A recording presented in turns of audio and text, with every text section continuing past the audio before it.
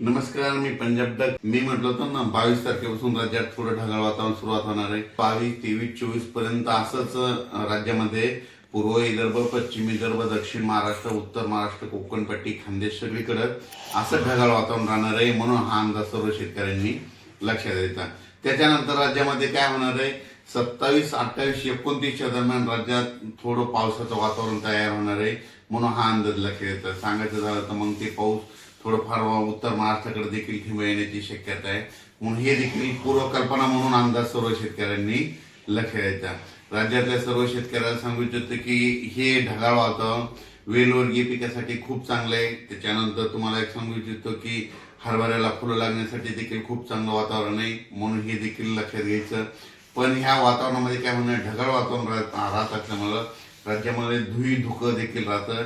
धुई धुक्यामुळे काय होतं की द्राक्ष बाग, डाळिंब शेतकऱ्याचं अतोनात खूप नुकसान होतं. म्हणून ही अंदाज सर्व शेतकऱ्यांनी लक्षात द्यायचा. कर्नाटक, नेपाळीचं त्या भागातल्या शेतकऱ्याला, तंबाखू काढणाऱ्या शेतकऱ्याला सांगू इच्छितो की राज्यामध्ये आणखीन 26 तारखेपर्यंत असं ढगाळ वातावरण राहणार आहे. म्हणून हा अंदाज लक्षात घ्यायचा.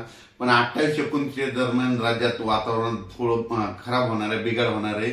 म्हणून हे अंदाज सर्व तंबाखू काढणाऱ्या शेतकऱ्यांनी सर्व अंदाज सर्व शेतकऱ्यांनी लक्षात घ्यायचा. वीट उत्पादकांना देखील हा अंदाज लक्षात घ्यायचा. कारण की खूप काही असं मोठा पाऊस नाही, मागे जसा आलता ना तसा तुरळक ठिकाणी कुठेतरी थेंब येणार आहे. म्हणजे 28, 29, 30च्या दरम्यान. म्हणून हे अंदाज सर्व शेतकऱ्यांना लक्षात घ्यायचा.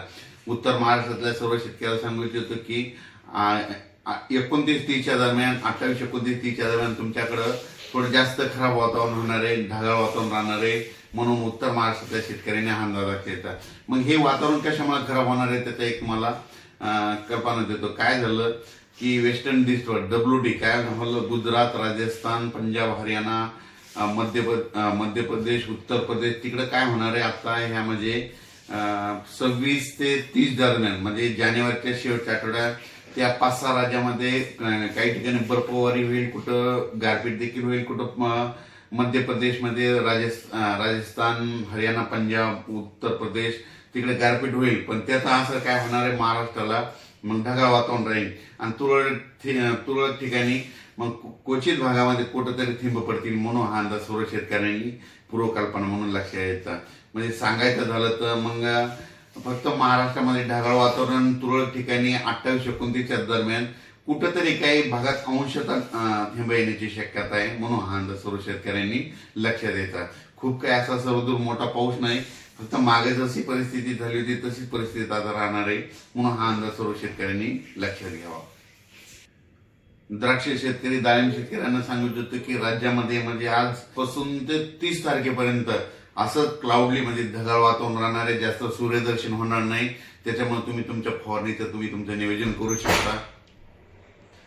राज्यातल्या सर्व शेतकऱ्याला सांगू इच्छितो आज देखील उत्तर महाराष्ट्राकडे ढगाळ वातावरण राहणार आहे. पण ते ढगाळ वातावरण काय होईल, दुपारी 3-4च्या नंतर महाराष्ट्रात बऱ्याच भागात सगळीकडे असं ढगाळ वातावरण दिसेल. हे असं ढगाळ वातावरण हे जानेवारीच्या शेवटच्या आठवडाभर राहणार आहे. म्हणून हा अंदाज लक्षात घ्यायचा. मग राज्यात मग 28, 29, 30च्या दरम्यान काय होणार आहे, थोडं आणखीन याच्यापेक्षा जास्त वातावरणात बदल होणार आहे. मग ते कुठं होणार आहे, नंदुरबार जिल्हा, धुळे जिल्हा, जळगाव जिल्हा, नाशिक जिल्हा, त्याच्यानंतर अहिल्यानगर, पुणे जिल्हा, कोकणपट्टी पूर्ण, त्याच्यानंतर सातारा, सांगली, सोलापूर, कोल्हापूर ह्या पट्ट्यामध्ये काय होणार आहे, मग थोडं जास्त ढगाळ वातावरण राहील आणि तुरळक ठिकाणी थेंब देखील 28-29च्या दरम्यान त्या पट्ट्यामध्ये येतील. म्हणून हे अंदाज त्या शेतकऱ्यांनी लक्षात घ्यावा आणि आपण आपल्या फवारणीचे नियोजन करावे. धन्यवाद.